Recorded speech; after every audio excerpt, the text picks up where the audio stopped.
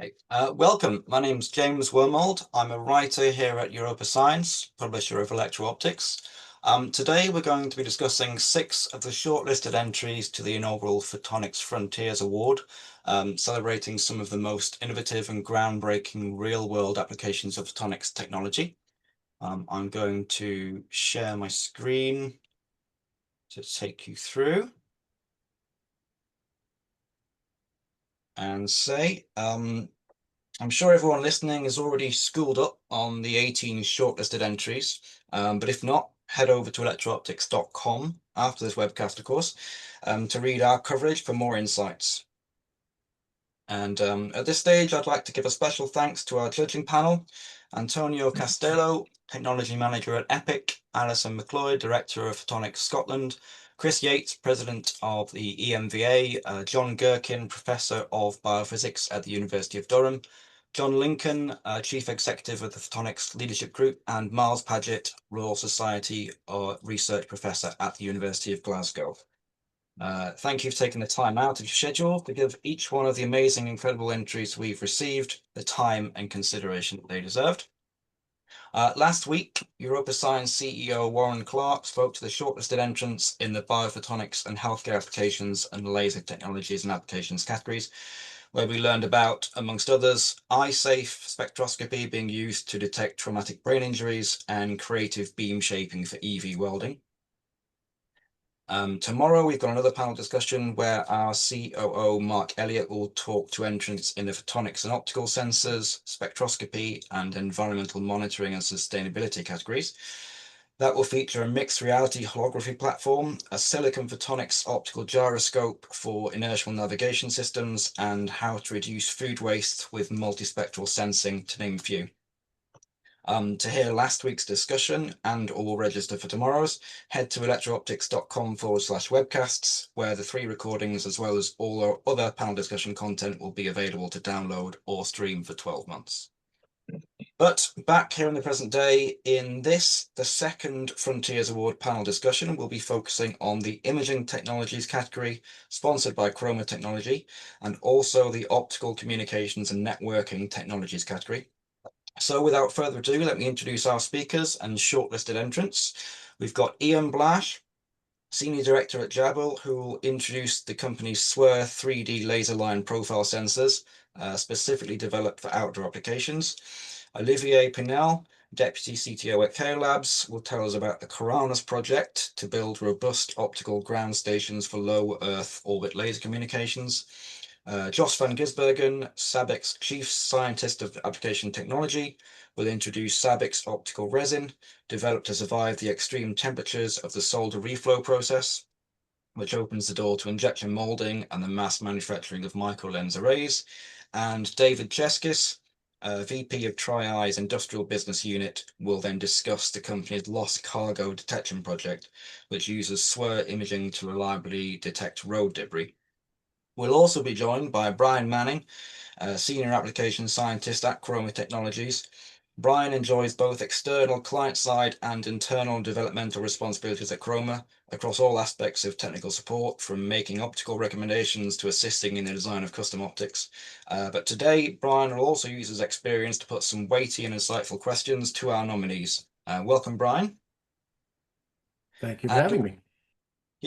And a warm welcome and congratulations to Ian, Olivier, Jos, and David, our Photonics Frontiers Award 2025 nominees in the imaging and optical communications categories. There are, of course, 6 nominations across the 2 categories, but CyberRidge and IDEA were unable to join us, but they've kindly sent over a presentation each for me to give you both at the start and at the end of the webcast. So introductions done, let's get on with the show. We've asked each of our entrants to put together a quick 5-minute introduction on their shortlisted project or application. After each one of these, we'll put them against the wall with a 5-minute Q&A session. So starting off with the imaging technologies category and IDEA's presentation on brake disc production quality assessment. Although, like I say, Mark Stilly from IDEA's R&D Machine Vision Department is unable to join us, he sent over his presentation, and a few answers to my follow-up questions. So I'll do my best to explain the project and take you through how they use the principles of photonics and cutting-edge machine vision to solve a complex industrial challenge, which was automating the quality inspection process of automotive brake discs. So one of the challenges that faces manufacturers of automotive brake disc parts is that they're made using a sand casting method. And although they're put through an intensive cleaning regime to get all the sand off, traces of sand or sintering phenomena can often remain on the surface. As well as being dangerous to the manufacturing tools and machines by breaking or dulling expensive machinery like drills and lathes if they go undetected, they're also notoriously difficult to see. Up until now, this has meant quality checks on brake discs have had to be done manually, but human inspection is subjective. It varies by operator and fatigue, and fatigue can easily alter an inspector's performance after hours spent on the line. And that results in mistakes being made as there's a higher chance of letting faulty discs through. Meanwhile, an additional complication is that during a fast-paced production line, discs can't simply be stopped and flipped for each inspection. The system that was required needed to be lightning fast, but also precise and non-intrusive. So the solution built by IDA involves a custom designed vision system, which uses computer vision combined with photonics, specifically the principle of light depolarization. The company's R&D machine vision department set about pairing 9 industrial cameras with Zebra Technologies Aurora design assistant software and put it all into a high-speed architecture that seamlessly integrates into the production line. The result is a system that's able to perform standardized high-precision inspections automatically, without production slowing down due to part repositioning and without any of the guesswork of human judgment. So how does it work? When polarized light hits rough surfaces like sand or sintering traces, it scatters and depolarizes. With filters on both custom-made LED illuminators and cameras positioned to reveal the residues as bright white areas, IDA used a cross-polarized setup to exploit the phenomena to make previously invisible defects now visible. 9 total area and line scan cameras were used, carefully aligned to capture every possible angle of the disc. Meanwhile, the software runs on a high-performance HP workstation, processing all 9 images in 180 milliseconds. Synchronizing the image processing with a high-speed PLC and encoder meant perfectly timed shots were taken for every disc that passed through the line. IDA says the defect detection system runs 24/7. It's capable of inspecting more than 200 disc models with the same setup and catches issues that human eyes miss with both speed and consistency. By eliminating variation, both costs and tool breakages and breakdowns are reduced. Now, the company is adapting the scaled inspection platforms for other industries where inspection accuracy is absolutely critical. The full case study is available to read or watch a demonstration video of on Zebra's website by searching for Mosaic Refines Quality Assessment with Vision System. As Marco was unable to join us today, I prepared some of my own follow-up questions alongside his answers. So here we go. So I asked, why was light polarization and depolarization selected as the optimal solution for the task? What other techniques were considered and why were they not good enough? And he said that the depolarization method is one that gave us the best results. It's stable at different light camera angles. We also tested the specular reflection method, infrared cameras and UV with encouraging results, but they were not sufficiently robust and therefore we thought they were suited to laboratory environments than for the production line of a foundry. I asked him, is the system adaptable enough to work with multiple types of brake disc with different materials, textures, shapes and sizes, for example? And how does it remain consistently accurate across all of them? And he said that the system can handle discs of any shape because it uses a background removal algorithm developed by us that allows us to focus only on what passes through the inspection tunnel and extracts it from the images. And that eliminates the need to create masks or regions of interest. Furthermore, from the operator panel, you can create and manage recipes to adapt the sensitivity of the system to the needs of production. such as defining how large the defective area must be to judge a disk KO, choosing between distributed or spot defects, and defining the limit threshold between OK and KO surfaces. The standard brake discs are made of cast iron, but the system could also be tested with other materials. I asked him, how does the system manage to inspect discs without stopping or reorienting them, given the difficulty other systems have? And he said the system uses high sensitivity industrial cameras so that it can have very low exposure times and acquire still and clear images of the moving discs. In addition, linear cameras allow us to shoot the disc from below while it passes through a gap between two conveyor belts, and area scan cameras instead shoot the upper part of the disc from different angles. I said, did the early stages of the testing process throw up any false positives or false negatives? And if so, how were those issues ironed out? And he said that they worked closely with the customer's quality control team to define the defect levels and introduce thresholds that are completely customizable to the customer's liking. This way, the system's also ready for future disk productions. It'll be enough to adjust the various thresholds. And finally, I asked him that because he mentioned the system could be used to inspect other cast iron objects, is that something that they're actively investigating, and what other markets are they looking at for that? And he said that they're open to testing the system in other productions. The system can handle different shapes, and it's therefore conceivable to use it for different types of objects. Of course, if the shape is very complex, it will be necessary to work on the undercut problem. That's the areas not visible to the cameras. That they're a company that ranges between very different sectors and open to productions other than brake discs.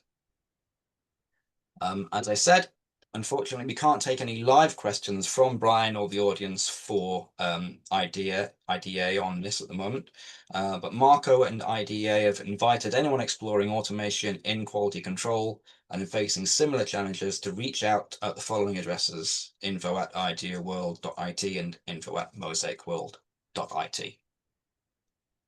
And with that, I'll stop sharing the presentation. And next down the line on the presentations, we've got Ian Bush, who's a senior director at Jabil, and he's going to tell us about Jabil's SWIR laser line profile sensors. And Ian will be taking questions after the presentation, so please send in any questions you'd like to ask on the Q&A section at the bottom. So take it away, Ian, when you're ready, please. Thank you, James. Can you see my screen? Yes, yeah, I can see it, yeah. Perhaps I'll minimize this.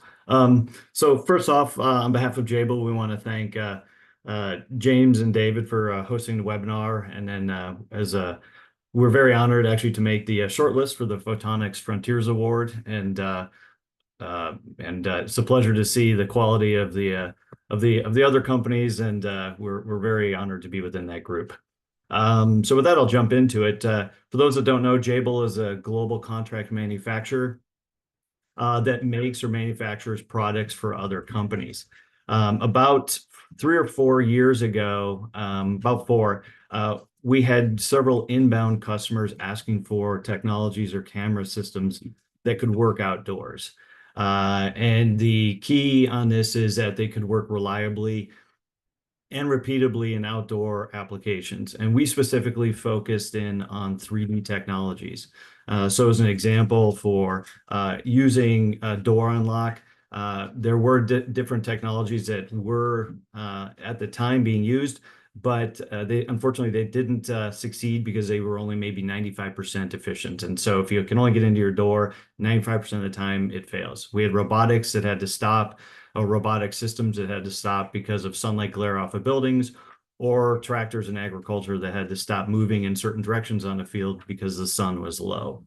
And so they approached Jabil because we had designed 3D cameras in the past, if we could come up with a new solution. And so where we really looked at was what were the existing technologies and where were the problems. And what it turned out is most of the 3D cameras that were being used active illumination, either at 940 or 850 nanometers. And unfortunately, you're competing against the sun. So your signal to noise coming back degrades. And that's what causes the camera to fail in many situations. And so Jabil reached out to a couple new or R&D departments, and then was aware of a couple new companies coming out using shortwave infrared using germanium silicon. And down on the lower left, you see the image of the solar spectrum, and that, in the simplest form, is the number of photons that actually reaches the Earth's surface. And so if you're competing against the sunlight, you really want to find a gap where photons from the sun do not reach it. And as you can see at 1380 and 1130, you actually have very few photons reaching it. And that's because the Earth's atmosphere absorbs, the water vapor in the Earth's atmosphere absorbs the photons from the sun. So it's like the Earth is wearing a giant pair of sunglasses. And so we were able to grab some early prototypes of both lasers and image sensors to build new SWIR cameras at those wavelengths. And so it's been a 3 to 4 year journey, mainly because the technologies were extremely new at the suppliers as well as Jabil. And then our customers had really never seen SWIR for outdoor applications. Now, I want to point out, this has been, Jabil acts as sort of an intermediary where we work with both our suppliers and our customers, and we put new concepts together and then work with both sides of the ecosystem in order to support or promote new technologies. And so Jabil is really taking the lead in supporting the companies to help promote the technology, but it's very difficult for new technologies to just magically appear if there's no supply and demand on either side. So with this one, we're highlighting our SWIR laser line profile. Line profiles are not new. They're used in many different parts of industrial applications. But what is new is the ability for this using SWIR to work in outdoor environments. And why that's important is that many applications used to take or still take either use very aggressive blue lasers or very high power lasers, or they have to take the products that they're measuring inside a facility in order to use the current solutions that are available. And so we'll go over some of the applications shortly, but some of the benefits is that this technology works in 100K lux, so we can point this directly at the sun, and we don't have any impact on our quality of our depth calculations. We can significantly or dramatically increase the laser power, almost 100 times the amount of laser power, and still than 940, and still maintain our laser eye safety, class 1. We have a significant price decrease. Now, this is really important. InGaAs has been around for decades, if not longer, and so very high quality technology. Unfortunately, the image sensors are extremely expensive in the $3,000 range. Then we also have to 5,000, but in InGaAs now we're actually able to dramatically reduce it to in the tens, just below, let's say, the tens of dollars, which dramatically changes where those implementations can go. Sorry about that phone call. Then in the last one is we can also do moisture detection. And so at 1380, because the photons are absorbed by water, you're actually able to see darker images. Now, Jabil also built this camera, and I'll show some images here for my final slide, where we capture both 2D and 3D information simultaneously. And then we've layered that in with AI. So here are a few examples of current work that we're doing. So on the far upper left, we're actually measuring heads of lettuce. And so we move over the field and we measure the head of lettuce using AI to detect the head, and then the laser line to actually do volume calculations. We have another application where we point the camera directly into the sun, as you can see, doing leaf area index. And so if you were trying to do this with your traditional RGB or 940, you would actually bloom out your camera system. And in this case, we're actually able to point it directly into the sun. And because we're using SWIR, we're actually able to get very good segmentation before we do any image cleanup, which is an extremely efficient way than when you're inserting it into an AI engine. Some of the other ones down on the bottom, lumber, we've put this on a sawmill out in the field. So where you're actually cutting the timber, you're actually able to grade the lumber before you're putting it on a truck. And then a couple of other unique ones are package inspection. So for many of you who are familiar with Amazon, and which I'm sure most of you are, we did a program where we showcased that you could actually measure a package, but because shortwave infrared can also see through plastic, you're actually able to count the number of items within a plastic package. And then the final one I'll go before I finish is just rail and road inspection. Obviously, you'll never be able to take those in an indoor environment or tent them.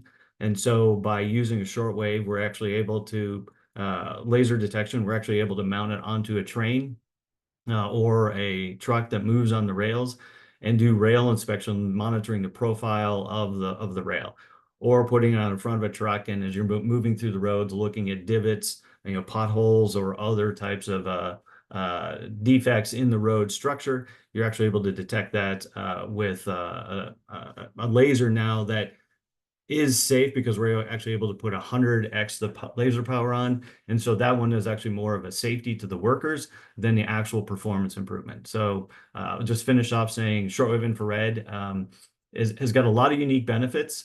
Much like we look at it as a Jabil, that we design a lot of different depth cameras. And this now is another, let's say, golf club that you can put into your bag or arrow into the quiver. For those companies out there looking for applications that are outdoor, looking for technologies that can reliably work in bright sunlight, mixed lighting conditions, or they're training their AI models and they want a consistent capture in their training data where different parts of the day or parts of the globe have different color temperatures where the AI models can fail. So with that, I'll finish off and take questions. Thank you, Ian. That's perfect. It's really kind of amazing now what the range of SWIR applications that there are, and reducing the kind of the price barrier to entry, and the other barrier, which is being able to take it into outdoor environments, is kind of just advancing that. So it's great. I think I'll give the opportunity now to Brian. I think you had wanted to ask a question of Ian. I do. Thank you, Ian. That was fascinating. With environmental issues potentially solve, things like sunlight tolerance and moisture detection, do you have a sense for what other limitations might be overcome in the future with future versions of the detectors? Sure. The areas that we've been really focusing in on have been laser eye safety and laser power, where because we're able to put a lot more laser power onto the scene, that became a benefit that we didn't intend to, but we're finding different let's say markets or applications where worker safety is very important, or they want to move high power laser into a setting that has let's say non-workers, or they don't need to restrict the area. And so it allows the application to move, let's say, seamlessly in more places without necessarily being blocked off. And so laser power has been one. And then Jabil has a deep learning model that we've been integrating or feeding all of our data into for different applications. And what we've found is that the color temperature aspect has actually been a problem for a lot of companies that are doing different AI applications in outdoor settings. And so we've actually been exploring that with a lot more vigor, let's say, with our Jabil's deep learning model, helping to capture more training data and showcasing its sort of tolerance against changing light temperatures or color temperatures. So those are two areas that were not intended, but have turned out to be benefits as you start, you start showcasing the technology, and then you get inbound interest and people telling you about their problems. Those were two unique ones that we didn't plan for, but we're more than happy to help try to solve. Super, thank you. Thanks, Ian. I think I'll just try and squeeze in one more question if I can before we move on. Sure. Presentation. I wanted to ask, how does the ability to switch between illumination modes alter the data quality? And if it does, then is that balanced with the advantages that come in its field adaptability? Sure. We've built the camera to do both the line for the 3D data capture as well as the flood illumination to capture what most people are used to, the sort of frame-based data with multiple pixels. We allow the user to select, and what we've found is that in certain applications, using just the line creates quite a bit more contrast. And so for some AI models, that's actually really good. And if there's a lot of dust or contaminants, and so one of the areas that we use this in agriculture applications, and dust is a huge problem in ag. And because we were able to use so much more power, we're actually able to solve some of the problems that they've not been able to historically solve with green lasers or blue lasers. However, then you do get a lot of reflection off of the dust. And so if you do the 2D image as well, you sometimes lose that ability to get the contrast. And so what we found is by providing multiple modes, then the user can actually go through and test the different modes and then feed it into their downstream application to determine which mode works the best for them. And so we've got, so we have the ability to run the line and the flood together, just the line, just the flood, alternating, so multiple modes. And once again, we figure the more flexible the solution, the better it is for the end customer. Perfect. Thank you. Thanks. Yeah, so now moving on to the next presentation, we've got David Cheskis, who's VP of Tri-Eye's Industrial Business Unit. He's going to introduce the third and final imaging technology on the shortlist of the awards, which is the company's lost cargo detection system for safer autonomous driving. So I think you've got it teed up already, David, whenever you're ready. Yeah, all teed up. I'll turn my mic back on. Thank you for the time. As Ian mentioned, also, we're honored to be here. Thank you for choosing us as a finalist. And I'm going to talk a little bit about our lost cargo detection solution, which really is enabling safer autonomous driving systems and autonomous vehicle systems. And what's key for that is that we're compensating for environmental conditions, very much the same way that Ian mentioned in the previous presentation about using SWIR for imaging. We're using SWIR for imaging and detection in automotive solutions there. And the key concepts here really are the resolution we can provide, environmental conditions we can solve, and then the perception we can provide with the solution, which is something that we kind of targeted with this particular project. Because as of today, there's other types of solutions out there, radar, LiDAR, cameras, but they can't give you all of those types of solutions in this very specific lost cargo detection solution. And that's kind of what we set out to do. I've got a few more slides than just two, but I'll go through them quickly and we'll stay on track here. Let's see, can you see, do you have the next slide going on now? Let's see. Here we go.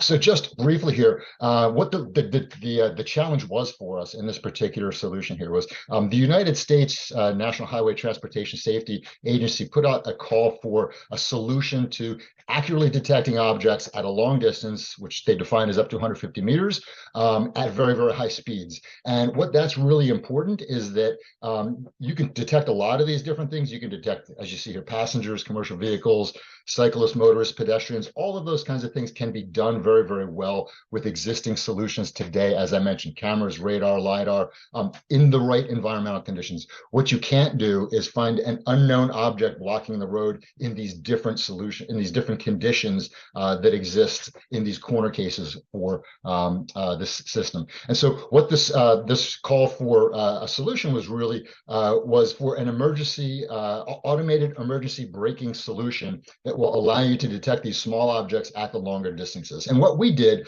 was we've developed this solution we call SEDAR, that kind of stands for Spectrum Enhanced Detection and Ranging.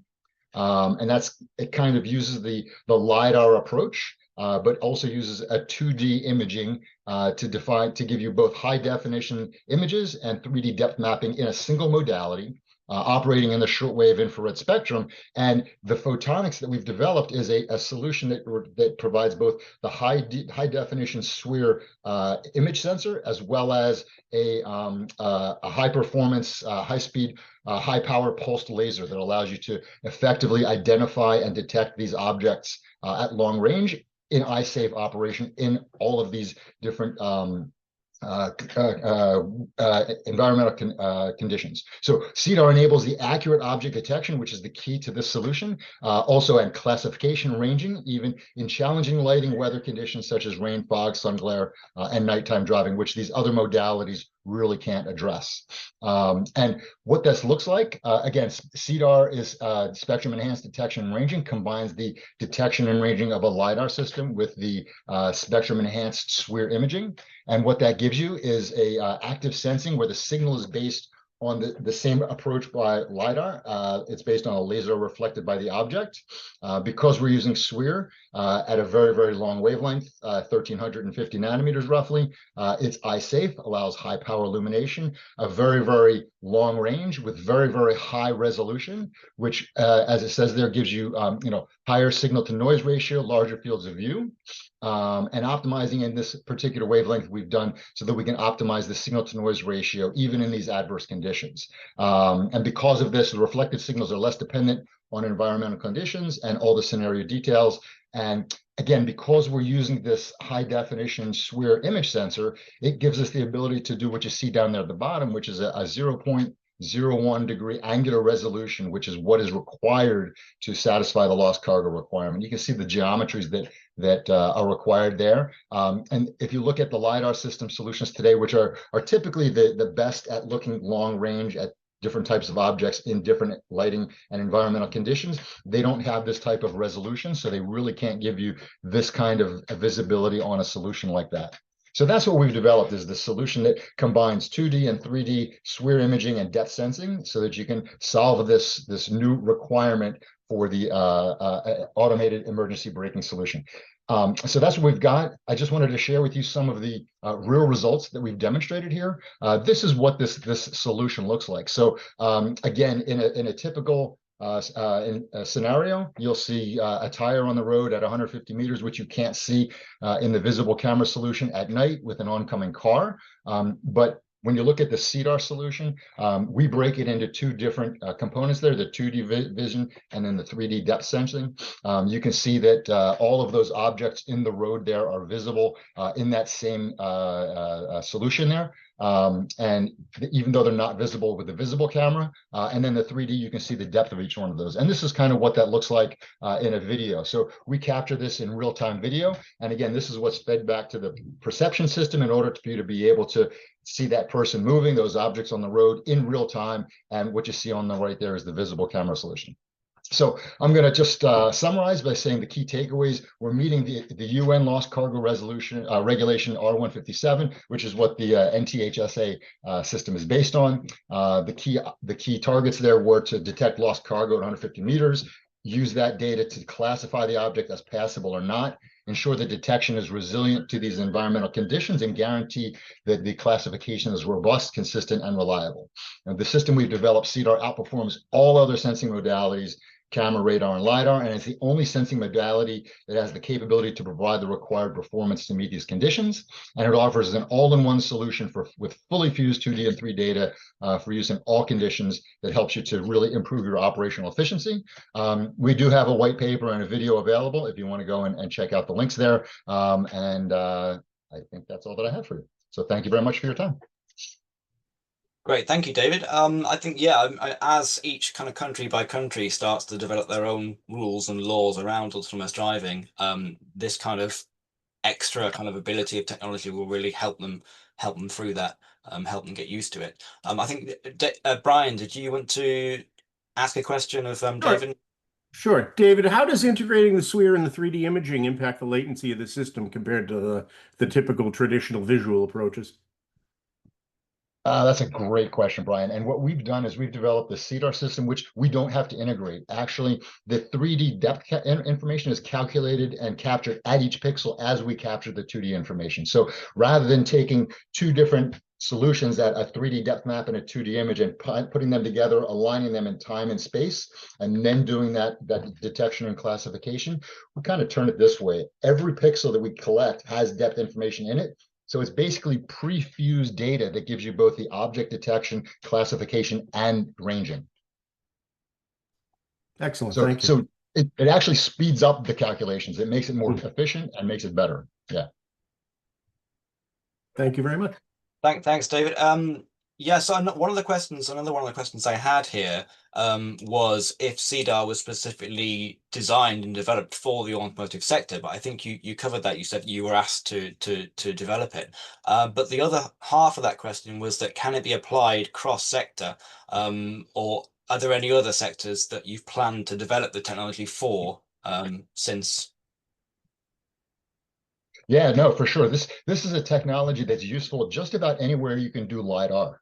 Again, CDAR gives you the capabilities to do the detection and ranging in a LiDAR function, but with the image capture of a camera. So anywhere you can do high resolution, or anywhere you want to see high resolution depth images, that's where you'll be able to use it. So all of the new applications that other people are using for LiDAR in the smart cities, manufacturing, robotics, these are all places where CDAR can be applied as well. Excellent. That sounds great. Thank you. So moving on to the next category that we're covering, which is optical communications and networking. First of all, we're going to hear about K-Labs' Caranos project for optical ground stations with multiplane light convergence from Olivier Pinel, Deputy CTO at K-Labs. Olivier, are you ready to tell us more about it? Can you see my screen? Yes. Yep. We can see it. Yep. Thank you. Good. Yeah, right. So I'm speaking on behalf of Jean-François Morizio, our CEO, was unfortunately unable to attend. It's in the plane right now. So I'd like to thank you again. We are really honored to have been shortlisted as well among all these really nice companies as well. So laser comm. So the idea is you want to replace radio with laser communication. So in our case, from satellite to ground. Why do you want to do that? You want to have faster bandwidth, so 100 plus gigabit per second. You want to be insensitive to jamming with low probability of detection and interception. And obviously, that's a big subject at the moment. And also, it's license free, so you don't have to compete for spectrum availability. However, the light you receive is turbulent, goes through atmosphere, so you get these kind of patterns on the ground in your telescope, except it's going maybe 100 times faster than what you're seeing here. So you have to deal with that if you want to do high speed communication where you have small detectors. So K-Labs, so we were founded 12 years ago. We have 3 locations in the US and in France. We've sold 10 OGS so far and 140 employees. So the Caranos project is something that was funded by the AID. So AID is an agency which is part of the French MOD for innovation. And the idea was to have an experiment on a LEO to ground laser comm link. And there were 2 startups involved, both in Rennes, France, both by the same equity fund. So on the space segment, it was our partners from Unseen Labs. And on ground segment, it was also the optical ground station. So I unfortunately can't disclose data rates. It's strictly less than 10 gigabit per second. And the OCT, the optical terminal, which was sent to space, was not built within the project. It was an off-the-shelf terminal we bought. So an optical ground station, it's not just a telescope. It's a full-featured system. So of course you have a telescope, you have a mount, you have other optics, a beacon, uplinks, a dome. You need to monitor the weather. You have modems. You have beacon and uplink chains. So entire system that we develop and assemble and sell, and including also our proprietary turbulence mitigation systems. So how does it look inside the dome? You get, this is a 800 millimeter telescope here with side emitters for the uplink. So other optics, mount, other cameras. So that's how it looks like inside. Now for atmospheric turbulence mitigation system, we use 2 building blocks. First one is the MPLC. So this is the proprietary technology. The company was founded over. Okay, that's our core technology. So its purpose is to do multi-mode beam shaping, so we can shape several modes of the light at the same time, even if they're superposed, and a photonic integrated chip with which we'll be able to do this dynamic recombination of modes, dynamic interferences. So how does it look like? So if you remember, the light we received from the satellite is turbulent. Okay, so we get all these kind of speckle patterns in a way. And theoretically, you can always decompose this over a basis of modes, right? So in this case, some kind of Hermite Gaussian modes, okay? Now the MPLC, as I said, can do this multimode beam conversion. So we can convert this decomposed mode into actual modes into single mode fibers. Okay, so we can decompose the light from the turbulent field into light into N, which is like 45 single mode fibers, and the phase and amplitude in each of these fiber is varying randomly. Okay, based on turbulence. And we can send it into the TILBA-ATMO, which is this optical recombiner in which there is the photonic circuit. And so we can do real-time optimization so that we do this coherent combination within this photonic chip. And so the end result is we get we can send all the light into a single mode fiber. So it's a small beam and we can send it to a fast detector. And so as you can see on the left, so without any turbulence mitigation at all, we get deep fading. Okay, so you lose completely the signal on the ground because of this speckled pattern. And when you use the TILBA-ATMO, you get much reduced variance. Okay, so you basically don't get fading at all in this case. So how does it look like when we have a satellite pass? So this is sped up 3 times. Can you count?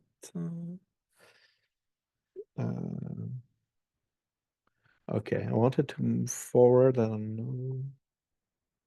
It's going very slowly here. Okay, maybe it's the So you can see we have the satellite pass going. Okay, so we're tracking. So there was a construction crane on the ground. So the first few minutes, nothing was working. Okay, and then at some point, we start seeing flashes from the satellite. You see the telescope is tracking fast, and that's it. So we get this continuous. So here we are receiving data in real time. You see it's moving quite fast. It's sped up 3 times, but it still is going quite fast. And so we are ensuring the tracking. So in this case, we were able to track up to 7 degrees on the horizon. So very low on the horizon. And so we have many more results. So we have a lot of new results we will be able to show this year, next conferences. Yeah. So basically recently our results, so September 2024, so that was the Kyronos project, this nanosat to ground.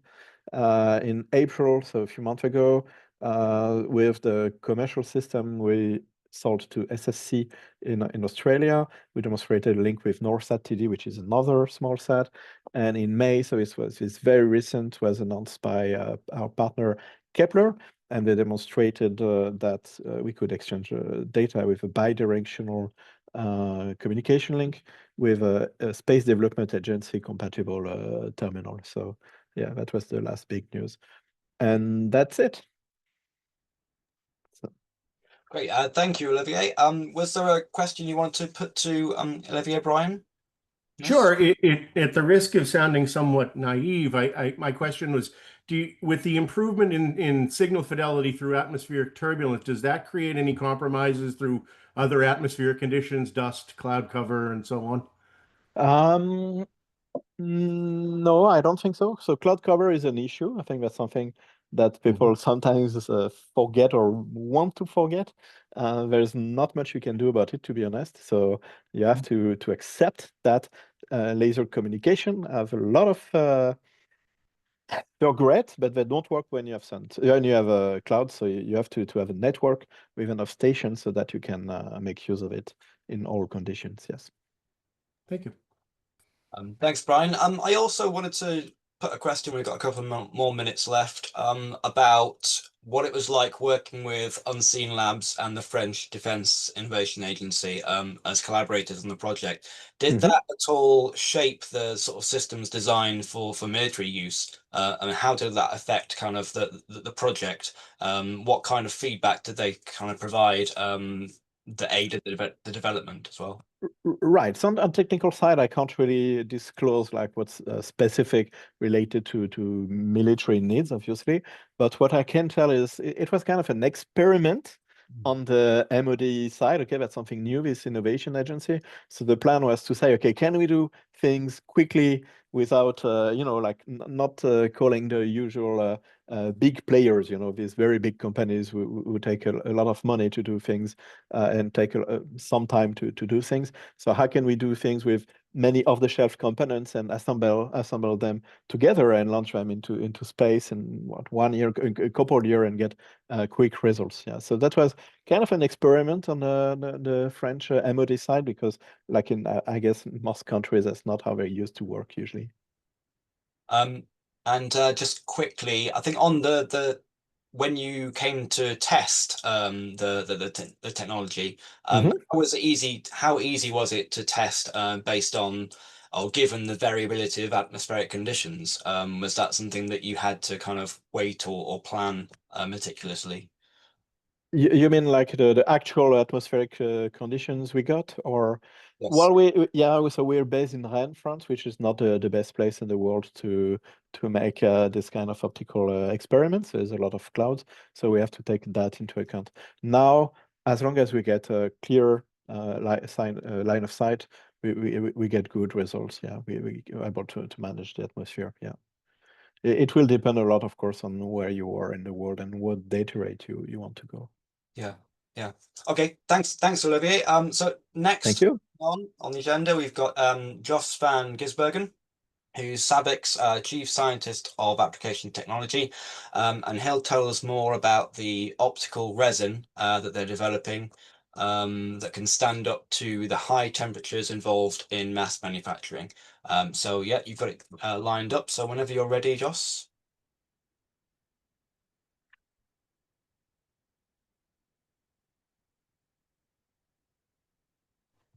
Okay, I had some challenges in muting myself. I hope you can hear me now, and actually that you can see my my screen. We can hear you and see you, yeah. Yeah, okay, great. Well, first of all, thank you for giving us the opportunity to share some of the details of our award submission.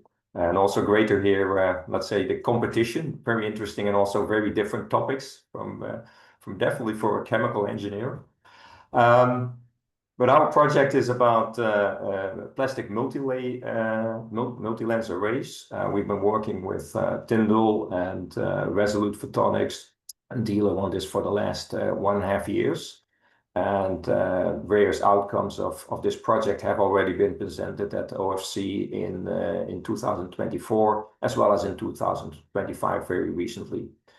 My name is Jos van Gisbergen. I work as a chief scientist at SABIC, and especially in the specialty material division.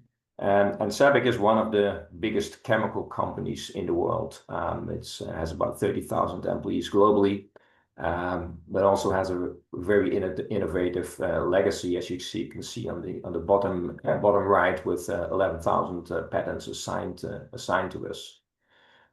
So you may actually wonder why a chemical company is now showing up in the optoelectronics segment. That is because we have a wide portfolio of optical products with combinations of other unique properties that make it very suitable in that optoelectronic industry segment.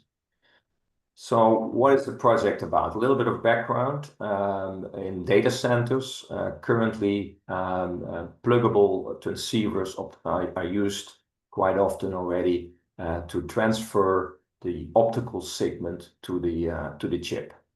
These transceivers are located at the edge of a server, and lenses are quite often used. And actually, most of these lenses are made from injection molded thermoplastic resins. And you can see at the bottom there are some examples of very complex lens shapes. And plastics have the advantage of easy mass manufacturing as well as forming these complex shapes. The examples there are that I show are in our Ultem polyether image resin. And that has been used for many years already. However, the industry for data centers is moving towards co-packaged optics. The increased demand for bandwidth, low power consumption forces the optical component to move closer to the chip. That means also the optical component has to withstand or has to be compatible, I have to say, with the electronic production standards. And well, at least for a plastic component, being compatible with the JEDEC 260 degrees soldering reflow conditions is very stringent. And at that period, you actually can see that there is at this moment not a thermoplastic material available that can withstand that 260 degrees C in a robust way.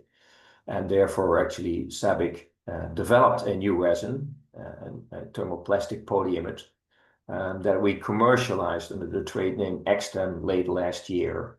It's building on our chemistry for ULTEM, but it's a totally new project.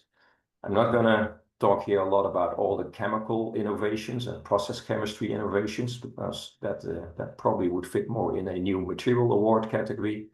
But I want to focus on the free space optical coupler that we made from that resin to prove to the industry that XTEM is a suitable resin for that. So what we did, we designed and molded an industry standard 8-lens array compatible with single mode optics with a 250 micron pitch. And we assembled that lens into a communication device. So we attached it to a fiber array and to a photonic integrated chip. And with that, we were able to get a stable eye diagram at the data rate of about 25 gigabytes. And we did not see any signal loss after exposing it to reflow soldering at 260 degrees C. In addition, we did go through a number of, I would call, unplug and replug situations, just to show if the signal would return easily. And yeah, we basically, and hopefully the video shows here now, we were able to show that it's very easy to disconnect and then reconnect again and get a stable signal back. Maybe to this with let's say per coupler, just over 2 decibels of signal loss, which is very comparable with comparable commercial systems. Maybe 2 things to this video. You see actually a number of roughly 5 there. That is because the light here goes through two coupler sessions, so actually it makes a round trip. So the actual loss per coupler has to be divided by 2. And the other thing is, in the previous slide, I showed a greater coupling, and this actually is an edge coupler. And the edge coupler is the latest version that we made as an improved version over the greater coupling, but also showing the versatility of this lens system. The final thing that I wanted to show here is, because this is an expanded expanded beam lens design, that helps us in getting a much wider alignment tolerance, so a 20-fold alignment tolerance, increase in alignment tolerances versus direct coupling. So in summary, yeah, there's quite a bit of innovation to this product. Yeah, from a chemical company, of course, just to make a new resin and commercialize it in a relatively short time a period of time is already quite a big challenge. But maybe for this audience and this industry, more important also being able to mold as a first ever a single mode compatible multi-lens array, creating a free space communication device from it with a loss just above 2 decibels per coupler, because many multiple make and break cycles, and also something that maintains its dimensional stability as well as its optical performance after being exposed to reflow soldering conditions at 260 degrees C. So yeah, I hope that I was able to also show you that this thermoplastic polyimide it can be a real option to make single mode co-packaged optics available in mass scale production. And I thank you for your attention. If there's any questions, I'm open for it. Thank you, Jos. Thanks. Did that bring up any questions that you had on that, Brian, you wanted to add? Sure. Josh, do you have a sense for how the change to passive optical alignment might change as co-packaged optic standards change in the future? So I'm not sure I fully understand your question, Brian. Well, in order to put these two things together in a more passive sense and co-produce and co-package optical suites, basically, into the future, as the standards and requirements change for that, how is this your technology here going to change with that? I think that there's various I would say angles to this. From a resin standpoint, there is not a whole lot that we can and will change. What is going to be extremely important is in the mold making for the lenses. Yeah, there may be that may even become more stringent. But having an expanded beam concept by itself already makes it more tolerant for any change in alignment requirements. So from that aspect, you have flexibility in changing the design of a thermoplastic lens relatively easily. So it's difficult to say, but I think with this we have a very flexible solution that can actually go with that very easily. Thank you. That's exactly what I was asking. Thank you very much. Thanks, Brian, and thanks, Josh. That talk of injection molding process brings me on to another question I had, which was, how confident were you that process with the resin would consistently achieve the precision that you were looking for? Well, actually, that was one of the big questions that we had when we kicked off this project. Nobody could tell us. So yeah, we knew, or we had confidence that we were able to make the resin, and that's where our core competency is. But then we said, hey, yeah, in order to be able to bring this to the market, we also will have to prove that you can mold this. So we actually started working also with a very experienced mold maker and tooling company to help us with making it. And then when we had our first mold made, we had to actually measure the dimensions, and you start reaching the limits of microscopes or other dimensional test equipment to say, hey, this is really good enough or it's not good enough. So actually we had to do special things to say, okay, hey, here we are. We had to do and measure the alignment by the results also by doing actually active alignment.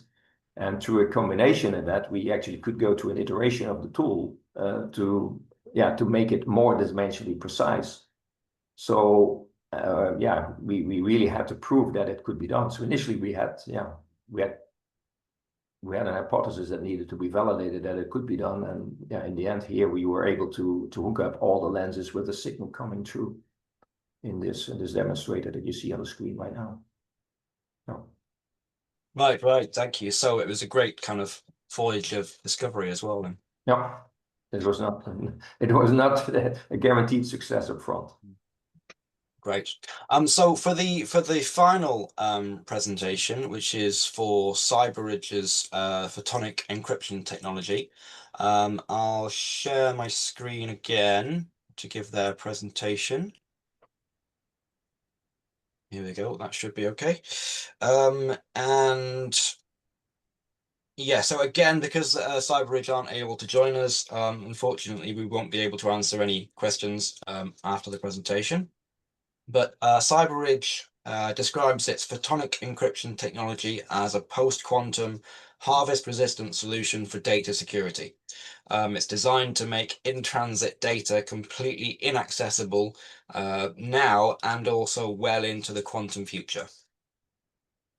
And how that works is that the core issue addressed by the technology is that organizations such as governments, financial institutions, healthcare providers, and large-scale retailers are transmitting critical data over public infrastructure. And that data, no matter how well encrypted it is, it's vulnerable. And that's because as long as data exists in a recordable format, it can eventually be hacked. CyberRidge has called this issue the harvest now, decipher later problem, because the encryption doesn't need to be broken straight away. With the incoming rise of quantum computing, the time it takes to decrypt data could drop from billions of years, which is what it's at the moment, to just minutes in the future. So even though quantum computing isn't yet there, hasn't yet reached that level, CyberRidge is warning us that the risk is real because it's already happening. From street cabinets to undersea cables, sensitive data is being harvested today in order to be cracked tomorrow. So why are today's most technologically advanced layers of encryption not good enough? And the answer to that is that they're digital. So because the raw data still exists during transmission, hackers can record it, store it, and then attack it offline. So while encryption algorithms can be upgraded, recorded data is frozen in time, and that's what the attackers exploit. CyberRidge's photonic encryption technology works by making sure that no raw data exists during the period of transmission. And that's achieved through two processes the company calls photonic deconstruction and photonic reconstruction. To explain those, photonic deconstruction involves transforming the data into optical noise at the photonic layer, making it unreadable, unrecordable, and unrecognizable by any digital system. And at that point, the only way to recover the data is if the precise reconstruction process occurs at the receiver end. Otherwise, it remains undecipherable noise, optical noise, forever with no raw data.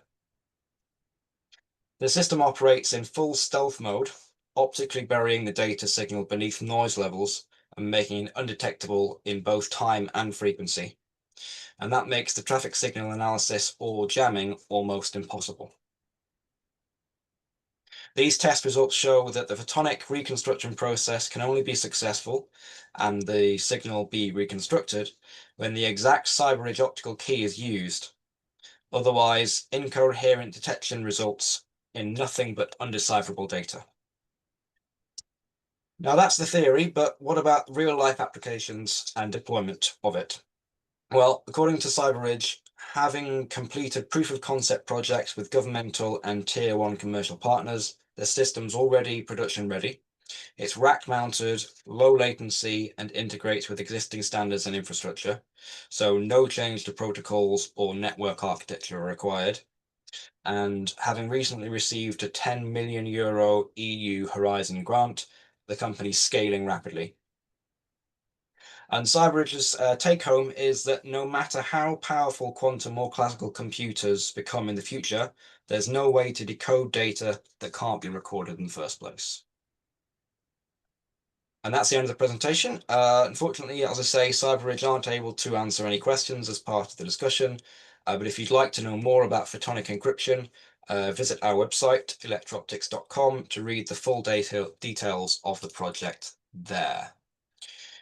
And on that note, it's just about all we've got time for today. Thank you for joining us, all of our speakers, Ian, Brian, Joss, Olivier, and David. I think I'm listing all out. And there's more information on all the entries to be found on our website and across our LinkedIn pages. So seek us out there and let us know which one's your favorite. And good luck to all of our entrants as well on when the winners are announced. We'll announce the category project winners and the overall winner on Wednesday, the 25th of June during Laser World of Photonics in Munich. So do come by there and say hello if you'll be there. Tomorrow, we'll round off our coverage of the shortlisted entries with our third and final Frontiers Award web panel discussion. But until then, goodbye. Thank you, Thank James. you. Thank you.